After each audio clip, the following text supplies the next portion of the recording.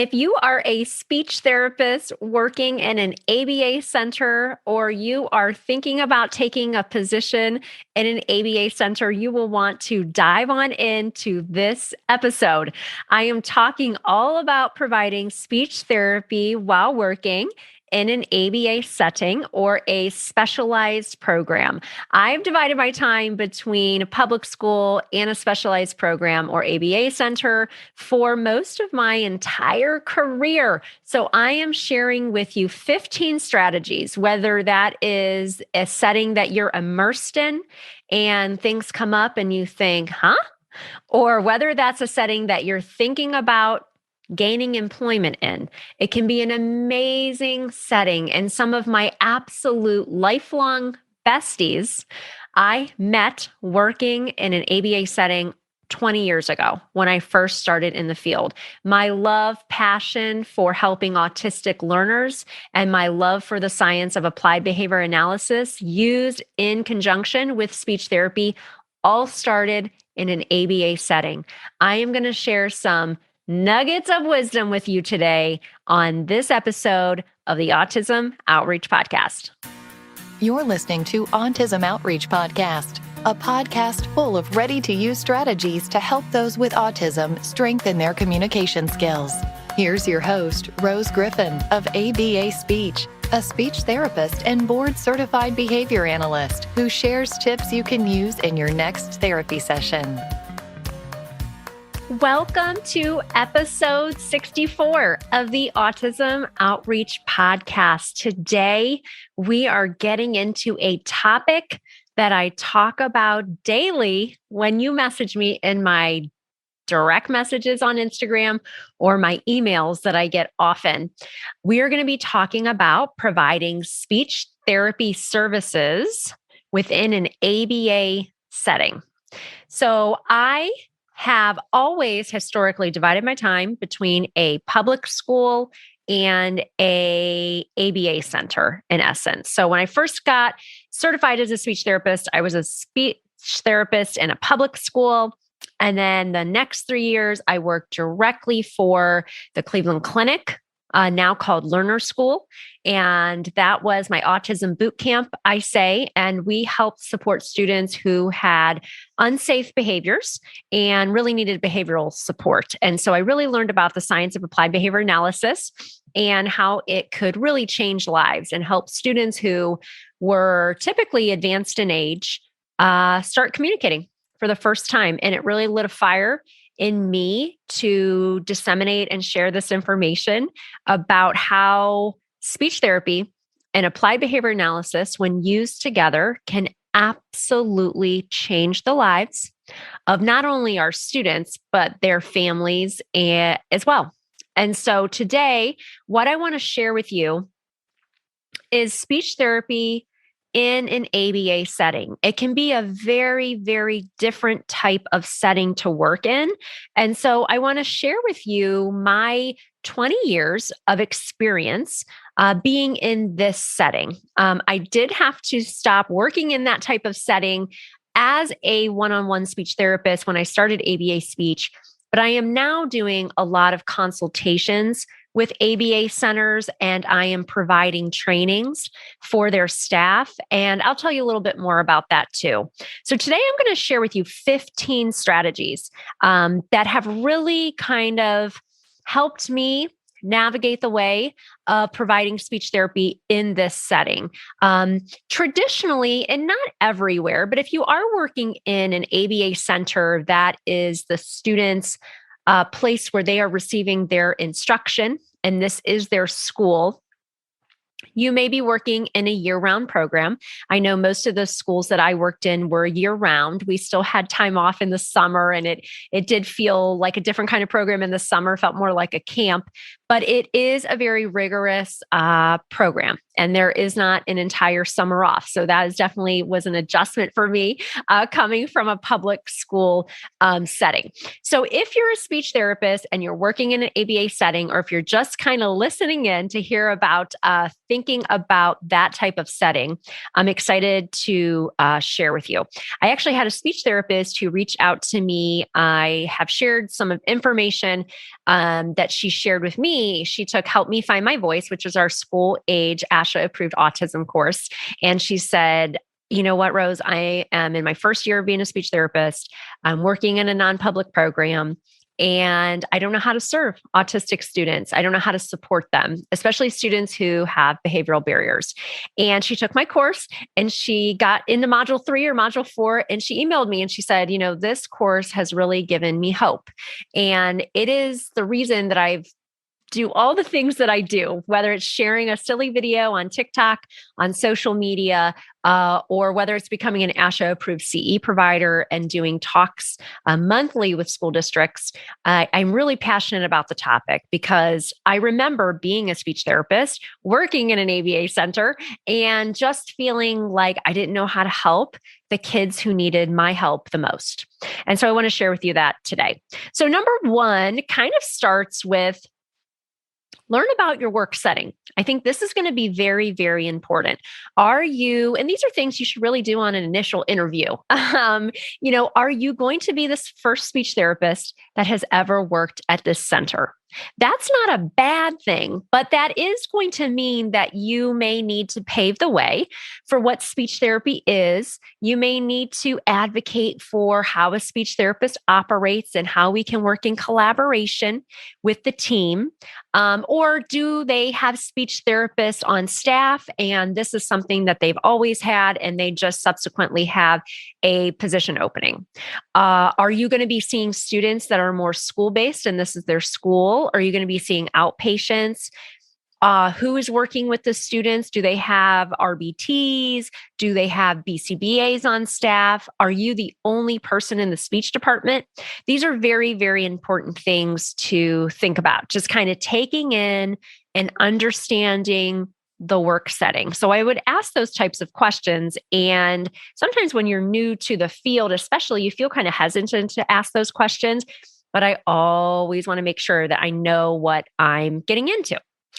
Number 2, build rapport with staff.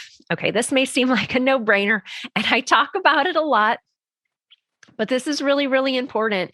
And it can be difficult because we know I'm a speech therapist and a BCBA, less than 450 people worldwide with both those certifications. And I'm doing my best to try to meet all the fellow unicorns out there. But, sometimes speech therapists and BCBAs don't always get along.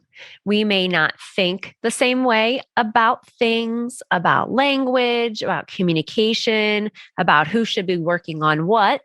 Other times I know that it's a great collaborative relationship, but I've been on both sides of that. I've been in situations where I am the speech therapist on a case and I am collaborating with a team and I don't agree with the BCBA. And so we have to have some professional conversations and vice versa. I've been the BCBA on the team and I don't really see eye to eye with the person providing speech therapy services. And that's okay. But we need to definitely try to build that collaborative rapport with all the people that we will be working with. And usually those teams can be pretty large because the services that you're going to provide for these students, usually these students do have high support needs. And so there might be a lot of different team members for you to get to know. Number 3, learn about the science of applied behavior analysis. So I'm sure, but actually I don't even know, every single agency or school that you work for is going to have their own onboarding information that they share with you. And so sometimes I'll get calls from ABA centers and say, hey, Rose, we're bringing on a new speech therapist or we're bringing on a speech therapist for the first time, which is very exciting. And we want to make sure that they understand applied behavior analysis.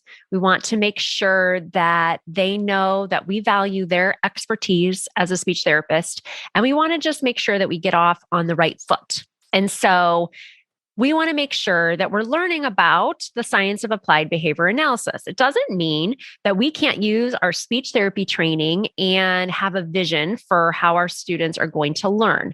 But we do know that we want to work collaboratively together. And so I would hope that your employer would be providing you with information about applied behavior analysis if that is new to you. At ABA Speech, we do have 2 courses. One is Start Communicating Today for preschools and toddlers. And the other one is Help Me Find My Voice, which is for school-age students, each 5 hours. And if you're not a speech therapist, you can still take the course, you get a certificate, and it's all about using applied behavior analysis for those different age groups. So if that is something that's missing in your onboarding, I would advocate for getting the proper training. That's going to be very, very important.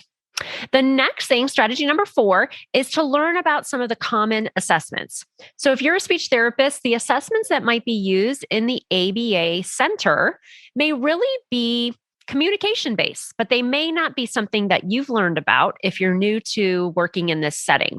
I really, really have been able to help my students in such a specific way after learning more about some common assessments that were more from the BCBA side of my life. So the VB map, created by Dr. Sundberg, was absolutely a game changer in how I'm able to plan the scope and sequence of intervention for my students. No longer is therapy and where to start a mystery, because the VB map has really shaped up a good starting point for me. I obviously am using all of my training and observations and, trying to use standardized testing when appropriate for students. But oftentimes the students you're going to be serving in an ABA setting may not be able to be assessed in a way where we can get a good snapshot of their skills. And so these other assessments, and there are other ones, the ABLES are, some people like that assessment. I like the VB map a little bit better. That might just be my preference. And there are others, but even if we are giving our own speech therapy testing, that's completely fine. But understanding more about those instruments, about the VB map, is going to really, really be important, because we want to be able to take in that data to help inform our goal setting, because it can be such great information as a speech therapist. And a speech therapist helped create BCBA speech therapist, Barbara Esch, helped to create the ESA, which is an echoic assessment that's a part of the VB map. So a lot of great information is provided there. The other thing, strategy number 5, after we understand the assessments, is that we want to provide information about speech therapy in a positive way. I always wake up and disseminate. That's kind of my life plan after having started ABA Speech almost 5 years ago. And that dissemination, I always remain positive. The thing is, we may not see eye to eye with people that we are working along with. And that's okay, because I always frame it with, I am making clinical decisions based on data, based on my assessment, and I am doing this for the student. I want my student to start communicating. I want my student to be an independent communicator. I want them to have joy in their life. And sometimes when you meet students in an ABA center, they are there for a variety of reasons, and that is really the best placement for them to be getting their academic instruction.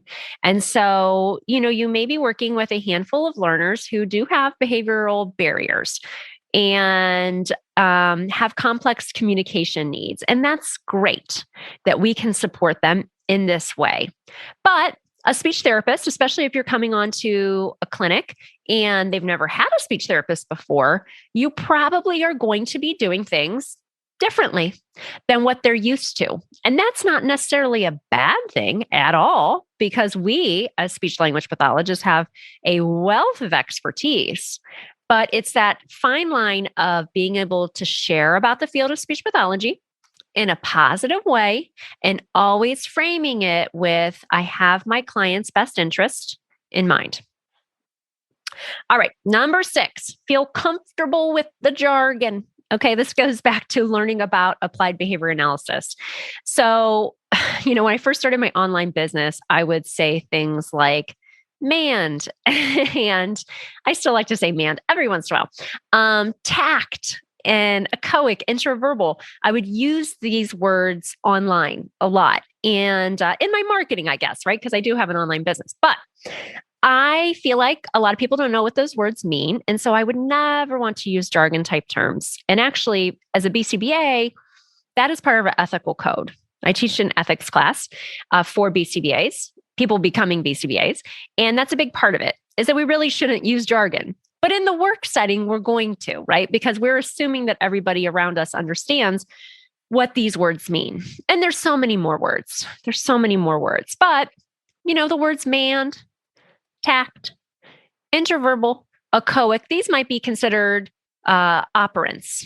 And in part of your learning about ABA, you're going to be learning all of these different things. And so we want to make sure that, you may never be using these words in conversation, and that's fine. You might feel very comfortable using these words in conversation because BCBAs do. A lot of BCBAs do use these words, and that's fine when we're all talking together clinically. But if you're feeling a little intimidated by all the acronyms, definitely look more into the information that I'm providing, because I talk about what those words mean and help me find my voice. When I say manding, what does that even mean?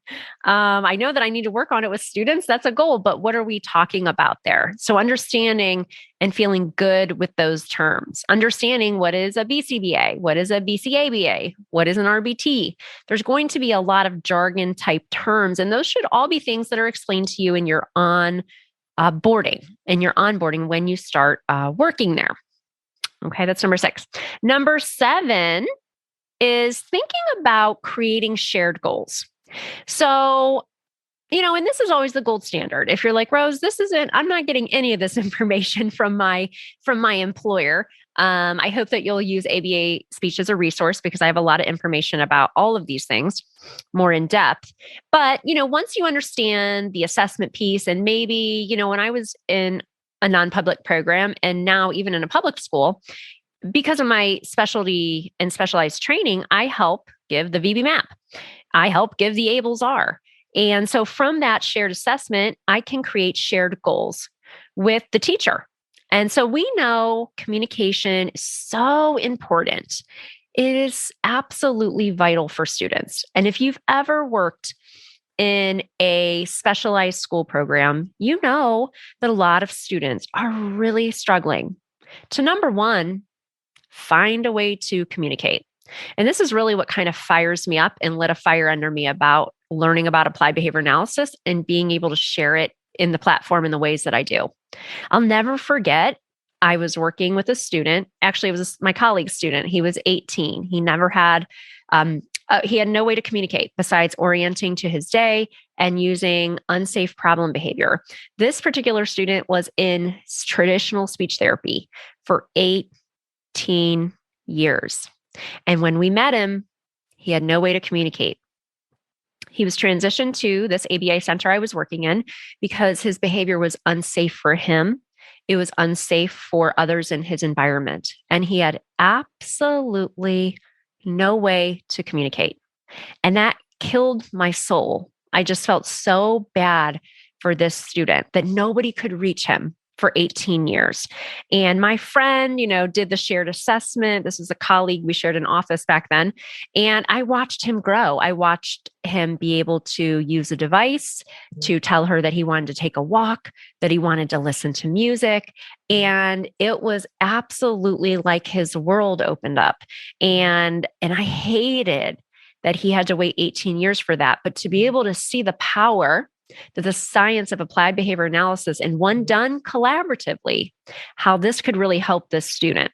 So my colleague had shared goals with the classroom teacher, and this student was working on communication in speech therapy, but his speech therapist was really coaching the teacher and all the staff so that he was working on, in essence, which is the next strategy number 8, all day. So strategy number 8 is embedding these opportunities for communication across a student's day. And I have found that to me seems a little bit easier in an ABA center, working with one-on-one staff to run communication programs, to model how to work on communication, to have one-on-one staff take data on days that the student is not getting direct speech therapy, to have that extra practice, those extra opportunities for our students to practice communication is absolutely amazing. And for me, in my personal experience, it may not be everybody's, but I had found it easier to embed these communication opportunities across a student's day when I was working in an ABA center. So number 7 is shared goals, create shared goals with the teacher. Number 8 is embed communication across the learner's day. Because that's really where the power is that the student, I would see the student for an hour each week. And this is just how my services went. I would see the student for an hour each week. So maybe it was 30 minutes individual, 30 minutes group. But during that time, there was a RBT with us during the session. And I could model communication for that RBT. That RBT had a daily data sheet or every other day data sheet. And so when I was with the student, I would take data on the speech therapy goals. And when the student was not in speech therapy, but the RBT was helping to support those targets, they were taking data as well. And that was super, super helpful. My students were really flourishing in that environment where we had communication embedded. And that leads me to goal number 9. It kind of just all goes together, but streamline your data collection. So in the public school, I still have students who have very intense ABA programming, and I'm the speech therapist for those cases. And we take data with paper, pencil, if you're watching on YouTube, my pen here. But if now a lot of days people are taking all of that, they're using online programming and online softwares, which is completely fine. But meaning of streamlining data collection. So what I would do is, let's say that I had a student to kind of put all these together. Let's say that I had a student and the student was working on labeling. So I might have a goal that says, John will increase his overall expressive language by labeling preferred items with 90% accuracy over 2 consecutive sessions. And so I may be working on that goal in speech therapy, and then he may be working on it on other days with his RBT or other staff. And I am also the person as a speech therapist that's going through, and I know John, so I'm picking out functional targets that we are going to work on. And something that I would do that I didn't even put in my 15 that I was going to share today is I would create a Google document and I would say, okay, this is this objective and this is the targets. So that if a goal or an objective was mastered, that specific target, then we can move on to the next one. And they wouldn't have to wait a whole week or a whole week or two before I saw the student again for speech to move on to the next target. The goal was developed by me, the speech language pathologist. The goal was worked on by me in speech therapy, but I did have other people to help embed these other opportunities to work on communication, which was amazing for my clients.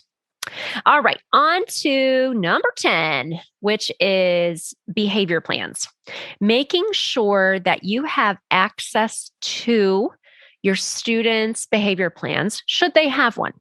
So oftentimes, students might be receiving instruction, not always, but oftentimes they might be receiving instruction in a specialized school program.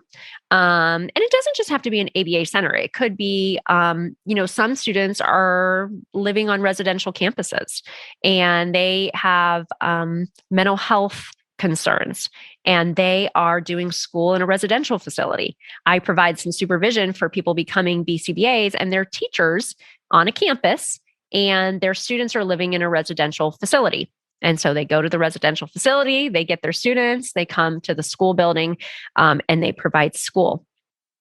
So something that's really important for any type of learner that you're working with is to understand, does my student engage in unsafe problem behavior that's either unsafe for myself, that's unsafe for my student?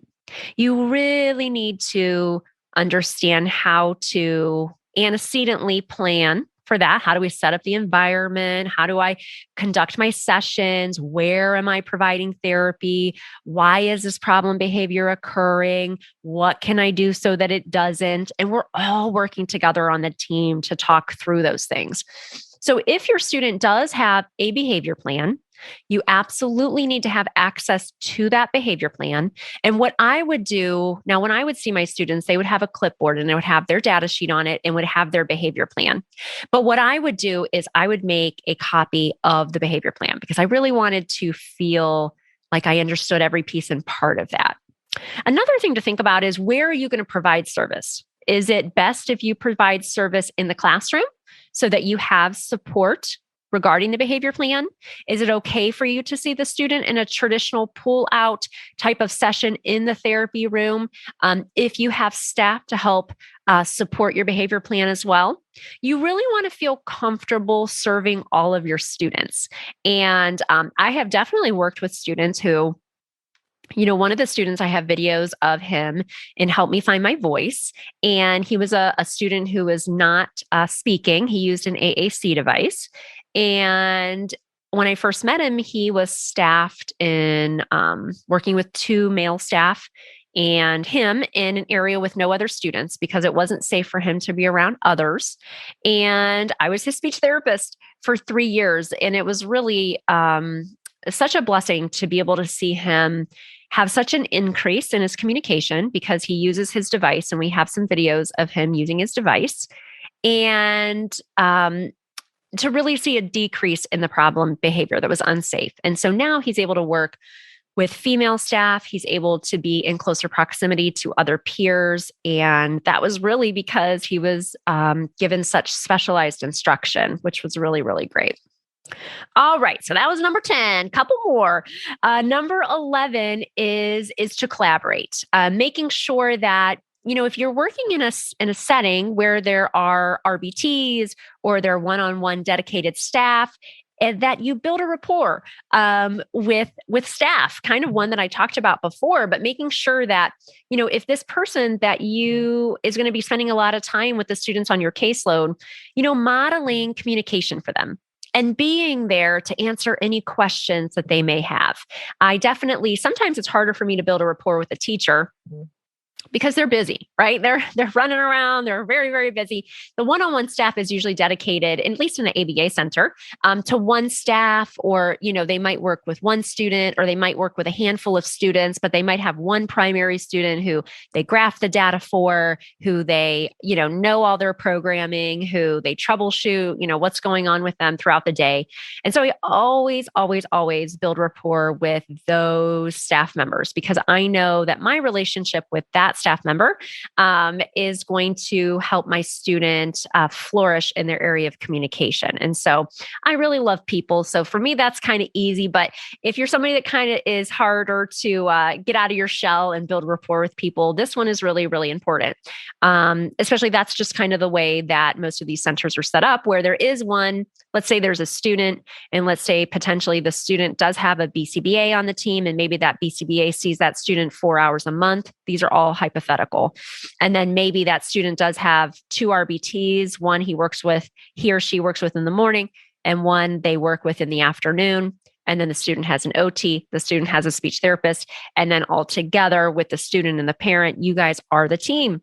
And so it's really important to make sure that you're collaborating with all the people on the team. Number 12 is think about parent communication. Parent communication can be different when you're working in a specialized school program.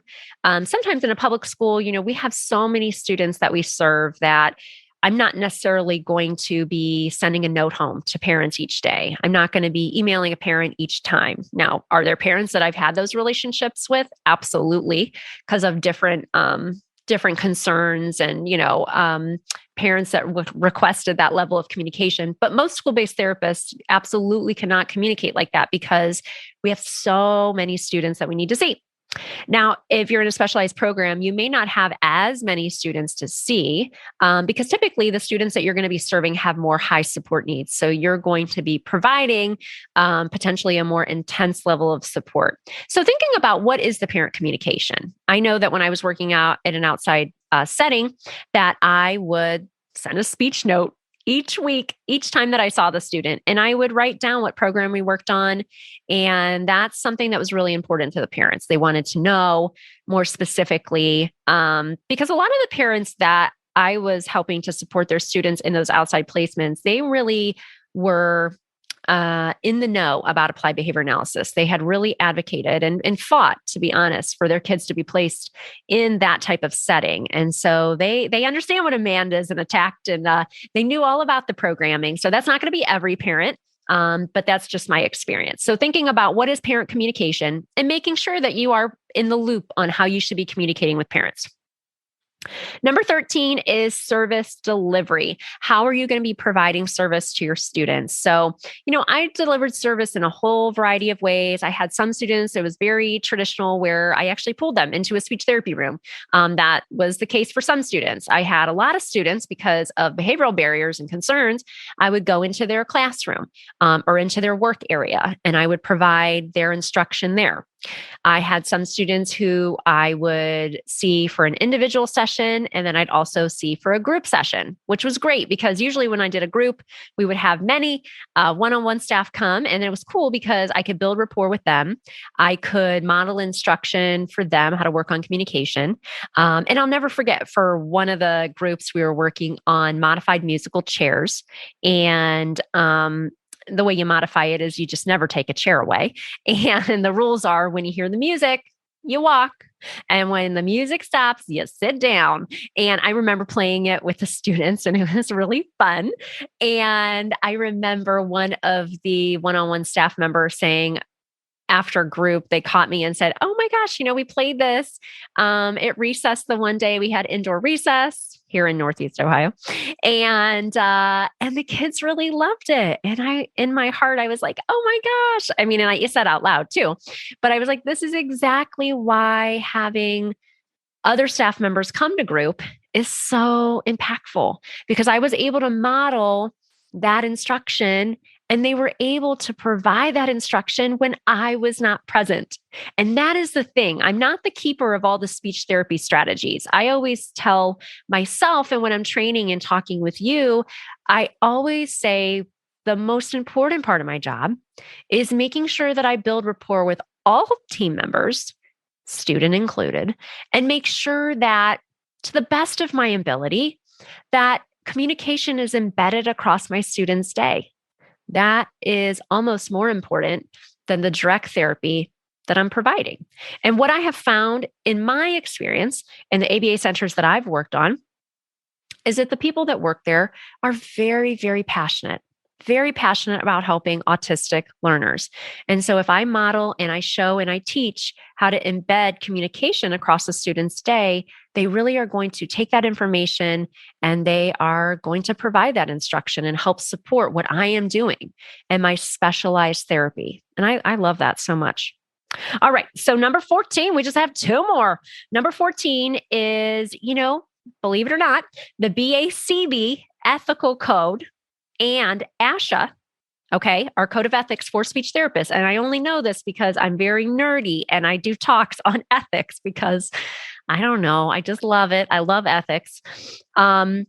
Each of those codes has an item that discusses collaboration.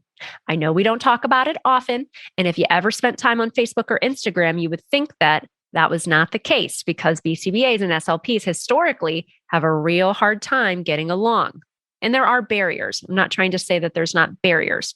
And I'm here to support you because I'm both. Okay. But just know that both of our ethical codes do discuss collaboration and that we do need to collaborate.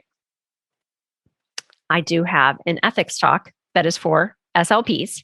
I'm coming out with an ethics talk for BCBAs. I don't have that yet because, we just revised the ethical code in January. So I'm working on it.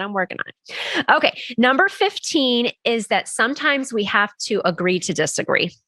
And that's the truth of it. I have had my fair share of disagreements. One recently where I was the speech therapist on a case. I've been working with a student who was working on AAC beautifully. May I add, beautiful use of their device.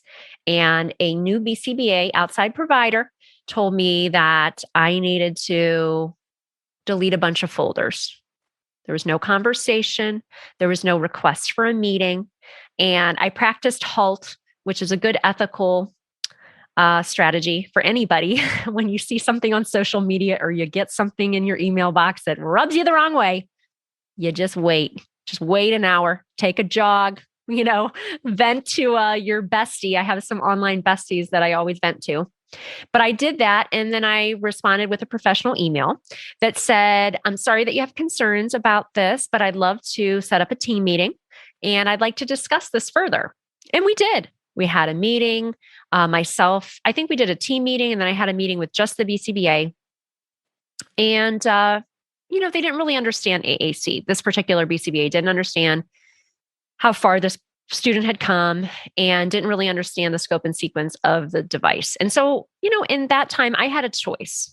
I had a choice to respond in a way that was going to be professional, or I had a choice to respond in the way that I wanted to initially when I read that email. But I practiced halt. I stepped away from my computer. I did talk to a couple of my unicorn besties, my SLP BCBA friends, and then I put together a professional dialogue and a plan on how we were going to work through that. But the bottom line is, we do not have to agree on everything. The one thing that we are going to agree on is that we want to help our students. And we may have different ways of going about that. Now, I would say BCBAs need to share about ABA for SLPs, and SLPs need to share literature with BCBAs about communication and vice versa. And we need to hear each other. And if we get into an area where we don't agree, let's leave it up to the data. I think he should be working on it this way. I think they should be working on it this way. Well, why don't we come up with a plan? We'll take data on it and we'll come back together as a team and we'll analyze the data and we'll make decisions, not on he said, she said, they said, they said. We'll make decisions based on data.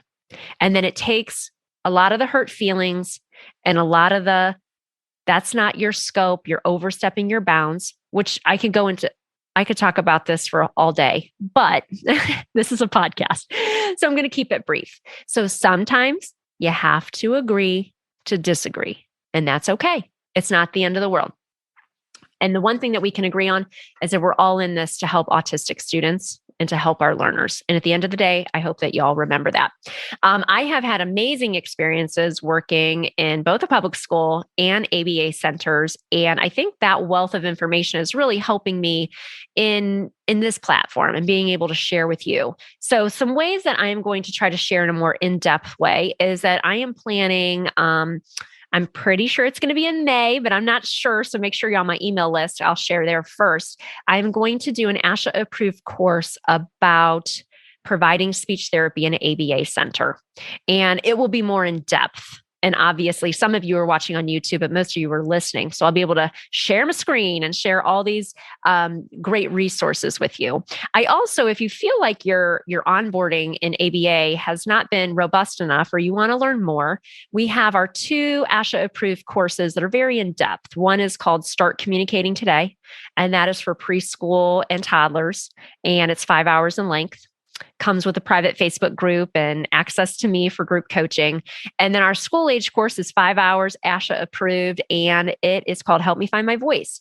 So I talk about more of the nuanced things that you really need to do in your day-to-day, but it's all about using applied behavior analysis to work on communication skills.